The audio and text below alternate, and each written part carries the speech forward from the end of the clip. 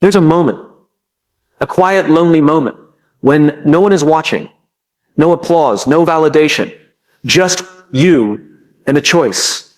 Most people wait for motivation, for inspiration, for someone to give them permission. They wait until it's easy, until it's convenient, until the stars align. But that moment rarely comes, and that's the difference. See, the people we admire, the ones who seem to stand taller, go farther, live deeper, they're not superhuman. They've simply mastered something most people resist. They force themselves to do what no one else will. When it's cold and dark and no one's awake, they show up. When it's uncomfortable, unfamiliar, terrifying, they lean in. When everyone else quits, they stay one more hour, one more rep, one more call. Why? Because the habit of doing what others won't becomes the identity of someone who achieves what others can't. It's not about discipline for discipline's sake. It's about becoming the kind of person who leads from within, who doesn't need the world to cheer them on because their purpose is louder than the noise of comfort. The hard truth is this: success, fulfillment, leadership, they aren't built in public. They're built in the quiet hours when you force yourself to write, when you're tired, to study, when it's boring, to train, when you're sore, to speak up when it's uncomfortable. Everyone wants to live a meaningful life, but not everyone is willing to do what a meaningful life demands. So force yourself. Force yourself to wake up when your mind says 5 more minutes. Force yourself to try again when you've failed a dozen times. Force yourself to say yes when your fear screams no, not because it's easy, but because it matters. We all want to make an impact, but impact doesn't come from doing what's expected. It comes from doing what's avoided. The best leaders in the world aren't just smarter or more talented. They simply had the courage to step forward when everyone else stepped back. Don't wait to feel ready. Don't wait for perfect timing. Don't wait for someone else to go first. You go, you lead, you force yourself to do the thing nobody will, and that's how you become someone the world can't ignore. Most people wait for motivation. They wait for a spark, for the right moment, for the wave of energy that makes everything feel effortless. But motivation is unpredictable. It comes and goes. It can't be relied upon when life gets hard, when goals feel far away, or when fear creeps in. Discipline, however, is different. Discipline doesn't depend on how you feel. It doesn't care if you're tired, uninspired, or afraid. Discipline is a decision, a commitment to act, regardless of your emotional state. The truth is, the people who succeed the most aren't the ones who are constantly fired up or inspired every day. They're the ones who show up anyway. When the alarm goes off at 5 a.m. and their body screams for more sleep, they get up. When it's time to train and every muscle aches, they go. When rejection shows up again and again, they still make the call, write the page, take the step. They've trained themselves to act when it's hard, and that is the real secret. Motivation is emotional. It's exciting. It's the feeling you get after watching a great speech or reading an inspiring quote. But it's temporary. It fades the moment discomfort enters the picture. Discipline is not emotional. It's practical. It is built through repetition. It's about showing up so many times that quitting becomes harder than continuing. Ask yourself, what do you do when no one's watching? What do you do when there's no applause, no recognition, no instant reward? That's where discipline lives. It's easy to move when everyone's clapping. It's harder to move when no one sees your effort, but that's exactly where greatness is built. The gym is empty early in the morning because most people don't want to suffer in silence. The library is quiet at night because most people would rather scroll than study. The winners in life, not just in sports or business, but in meaning and fulfillment, are the ones who decided their values were more important than their mood. The power of discipline is that it builds trust, not with others, but with yourself. Every time you do the hard thing you didn't feel like doing, you send a message to your mind: I can rely on me. That self-trust compounds. Over time, your identity shifts. You go from being someone who wants to change to someone who does change.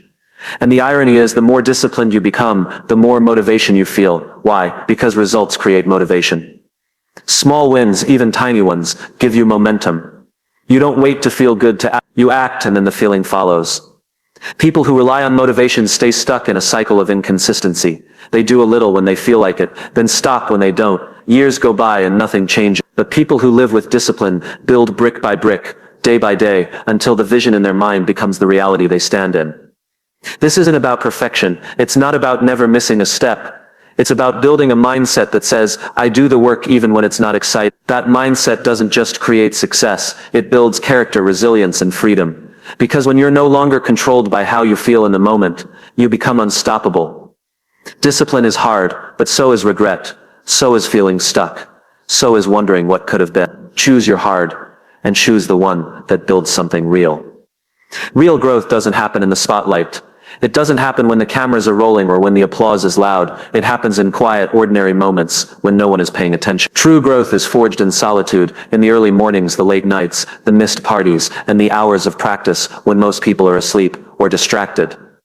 It happens when there's no praise, no recognition, and often no progress you can immediately see. The problem is, we live in a world obsessed with visibility. Social media tells us that if it's not shared, it didn't happen. But the truth is, the most meaningful transformation takes place behind closed doors.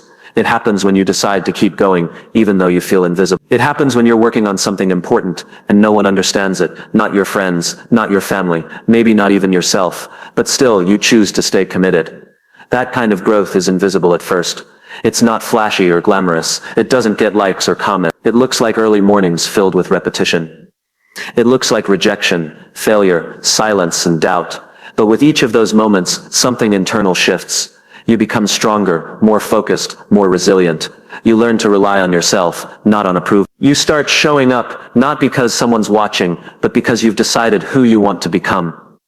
The gym sessions when you're alone, the journaling when you're lost, the reading when you could be scrolling, the quiet decision to try again after failing for the 10th time. That's growth, and it matters more than any performance in front of a crowd, because it's real. It's not designed for attention. It's built for transformation. Think about a seed in the ground. No one sees what's happening under the soil. It's buried, hidden. But something powerful is taking place. Roots are forming. Structure is developing. Strength is being created beneath the surface. And one day when it breaks through, people call it growth. But the real growth, that happened long before anyone could see it. You don't become great in the moment you're recognized. You become great in the 1,000 moments when no one saw the work. No one saw you struggling with self-doubt. No one saw you waking up at 5 a.m. or staying up until midnight, doing the work again and again. And yet those are the moments that define your path. That's where your mindset is built. That's where your character is shaped. We often think success is about being discovered, but true success is about what you build before anyone notices. It's about becoming the kind of person who doesn't need validation to stay disciplined. It's about mastering the ability to work through discomfort, boredom, and frustration without needing a trophy at the end of each effort. True growth is not exciting. It's not a highlight reel. It's not a viral video. It's boring. It's quiet. It's repetitive. But it's also everything. Because when the world finally sees your results, the strength, the clarity, the confidence, you'll know the truth. None of it was luck. It was earned, quietly, when no one was clapping.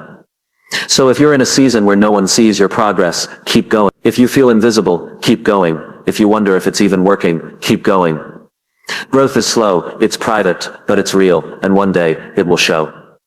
But by then you won't even need the recognition.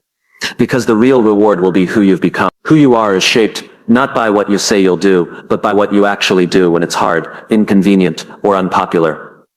The choices you make, especially the ones that most people avoid, are what form your identity. Every time you do the thing others won't, you cast a vote for the kind of person you're becoming. And over time, those votes accumulate. They become your habits become your values, and your values define your identity. Most people want similar things. They want success, respect, strength, peace, growth. But very few are willing to do what those things require, because it's uncomfortable. It demands sacrifice. It demands consistency. It demands saying no to short-term pleasure in favor of long-term progress. And that's exactly why those who are willing to do what others won't stand out, not just in results, but in who they are. You build mental toughness, not by talking about it, but by doing the hard things repeatedly, waking up early to train when your body says no, studying longer when everyone else is done, making the call, taking the risk, speaking up when staying silent would be easier. Every time you choose the harder path, the path of resistance, you become someone who trusts themselves more. You become someone who doesn't shrink under pressure, because you've trained yourself to grow through it. Identity isn't something you find, it's something you build, and it's built most powerfully through action. When you do the thing nobody wants to do, the extra rep, the difficult conversation, the lonely work, you start seeing yourself differently. You stop seeing yourself as average. You stop comparing yourself to others. You start respecting yourself. That's where real confidence comes from. Earned self-respect. Most people choose what's easy because they're afraid of what discomfort will reveal. But the people who rise above that fear, who embrace the discomfort, are the ones who build something real inside themselves. Not just achievements, but character, grit, integrity. They become the kind of person who doesn't quit when things get messy. And here's the paradox. The more often you do what others won't, the less you'll need approval from anyone else. Because you won't be acting to impress. You'll be acting in alignment with who you've decided to be. You'll no longer wait to feel like doing something. You'll do it because that's who you are. That's your standard. You start to shift from chasing results to embodying value. You don't just want to be disciplined. You are disciplined. You don't just try to lead. You are a leader. Not because someone gave you the title, but because you consistently did the work when others chose excuses. It's not about being better than anyone else. It's about being better than who you were yesterday. It's about proving to yourself that you can take control of your life, your choices, your path. And the way you do that is by refusing to take the easy way out, by doing the uncomfortable, difficult, thankless work again and again until it becomes your normal. Eventually, the things that once felt impossible become your routine, and that routine becomes your identity. So while others are waiting for the right mood, the right moment, or the right motivation, you're already moving because you've trained yourself to do what others won't, and in the process, you become someone most people never will. Comfort feels good in the moment, but it costs more than we realize. It's easy to choose comfort. It's everywhere, in our routines, our excuses, our distractions, but comfort doesn't challenge you. It doesn't stretch you. It doesn't call you to grow. If you want to build a life that actually means something, your purpose has to speak louder than your desire to stay safe. Purpose is the reason you keep showing up, even when it's hard. It's the reason you choose action over delay, discipline over ease, long-term growth over short-term pleasure. Without purpose, it's easy to drift, to procrastinate, to make excuses. But when your purpose is clear and powerful, it cuts through the noise. It gives meaning to the struggle. It reminds you that the pain you're going through now is part of building something better. Every single day we're faced with a decision: chase comfort or chase purpose. Comfort says, hit snooze. Comfort says, take the shortcut. Comfort says, don't speak up, don't risk anything, don't push too hard, but purpose says otherwise. Purpose reminds you why you started. It's the voice inside you saying you were made for more than this, and that voice has to be louder. The people who live meaningful lives aren't superhuman. They've simply learned to listen to the right voice. They've trained themselves to act based on purpose, not feeling. Because feelings are unreliable, they change with the weather, but purpose stays steady. Purpose is anchored in your values, your beliefs, your vision for what you want your life to stand for. If you let comfort guide your decisions, you'll never leave your current level. You'll settle for average. You'll live in the space between what you're capable of and what you're currently doing. And over time, that space becomes regret. But when your purpose is louder, it forces you to grow into the person that purpose requires. Purpose makes you uncomfortable, and that's a good thing. It forces you to stretch. It pushes you to evolve. It demands that you confront your fears, your laziness, your limits. Purpose doesn't care how tired you are. It asks, is this worth it to you? And if your answer is yes, you'll find a way. You see, comfort is addictive. It convinces you that staying where you are is safe. But in reality, staying in the same place is often the most dangerous thing you can do, because the world moves forward with or without you. And if you stay still, you're not safe. You're falling behind. You don't grow by avoiding discomfort. You grow by walking straight into it, fueled by something bigger than yourself. When your purpose is strong enough, discipline becomes easier, focus becomes sharper, distractions lose their power. You stop negotiating with yourself every time things get hard. You stop quitting when the process gets boring. You stop chasing validation from others and start chasing alignment with yourself. Purpose gives your pain meaning. It turns your setbacks into lessons. It turns your doubts into fuel. When you live with purpose, you don't just wake up. You rise with intention. You don't just work. You create. You don't just survive. You lead. So, when the comfort of doing nothing feels louder than the voice calling you to do more, ask yourself, what am I really building here? What kind of life do I want to look back on? One shaped by comfort, or one shaped by conviction? Let your purpose lead. Let it be the loudest voice in the room. Because when purpose becomes louder than comfort, you won't just change your habits, you'll change your life. Leadership isn't a title. It's not something you're given. It's something you choose, and the choice is made through action, not words. At the heart of every real leader is courage. Not the absence of fear, but the willingness to act despite it. Leadership begins the moment you decide to step forward, when everyone else holds back. It begins when you choose to take responsibility, not because it's easy, but because it's right. The world doesn't need more people who wait for permission. It needs people who are willing to raise their hand and say, I'll go first. That's what courage looks like. Not a lack of doubt, but the decision to move anyway. It's easy to lead when the path is clear and the risks are low. But real leadership is tested in uncertainty, in conflict, in challenge. That's where character shows itself. Too many people think leadership is about having all the answers, but leadership isn't about being perfect. It's about being present. It's about showing up when it's uncomfortable, speaking the truth when it's unpopular, and making decisions when there's no guarantee of success. Courage is required because leadership often means standing alone, doing what's right, not what's easy. If you wait until you're fearless, you'll never lead. Courage is not about eliminating fear. It's about moving through it. Every courageous leader has felt the weight of doubt. Every courageous leader has questioned themselves. But what sets them apart is that they act anyway. They care more about the mission than their comfort, more about impact than approval, more about growth than image. Leadership starts in small moments. It's saying what needs to be said when silence would be safer. It's admitting a mistake when pretending would protect your ego. It's being the one to step up when everyone else is frozen in hesitation. These aren't grand acts, but they build trust, they create momentum, and they inspire others to act with the same courage. The truth is, people don't follow titles, they follow courage, they follow conviction. They follow the person who moves with purpose, not just the one who talks about it. When people see you doing the hard thing, they believe in their ability to do the hard thing too. That's the ripple effect of courageous leadership. It multiplies, and it's not just about leading others, it's about leading yourself, making tough decisions when no one's watching.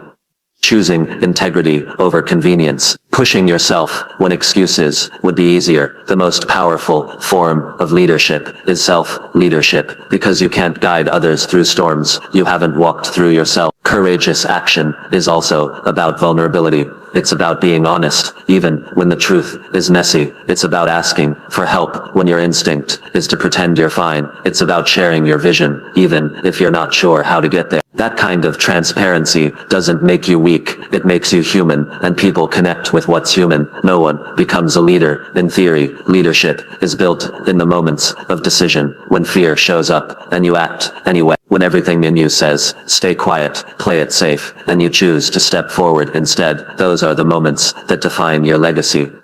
So lead, not because you feel ready, but because you believe in something bigger than your lead, because someone has to go first, and that someone can be you.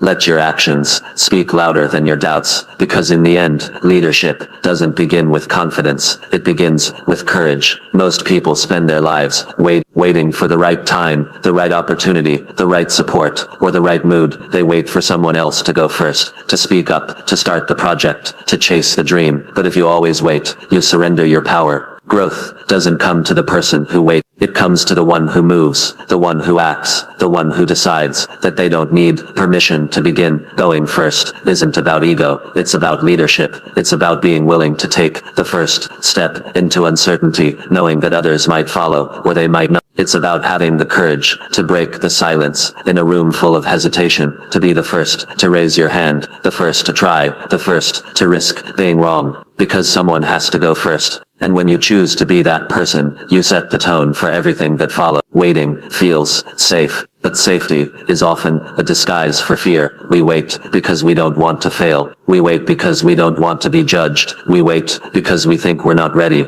But the truth is, you become ready through movement. Clarity doesn't come before the action. It comes from taking action. Every step you take teaches you something, and every lesson makes you stronger. Think about any breakthrough, any invention, any movement that changed the world. Someone had to go first. Someone had to step out without knowing what would happen. Someone had to risk being laughed at, criticized, or misunderstood. But they went anyway, and because they went, doors opened that never would have opened if they had waited. Going first builds confidence, not because it guarantees success, but because it proves something to yourself, that you are capable of facing discomfort, that you can handle uncertainty, that you don't need to be carried, you can lead, and that self-trust you develop becomes one of your most powerful assets. Waiting also sends a message to the world. I'll act when it's safe, but going first sends a different message. I'm willing to take responsibility, and that message inspires people. It doesn't matter if you're leading a company, a family, or just yourself.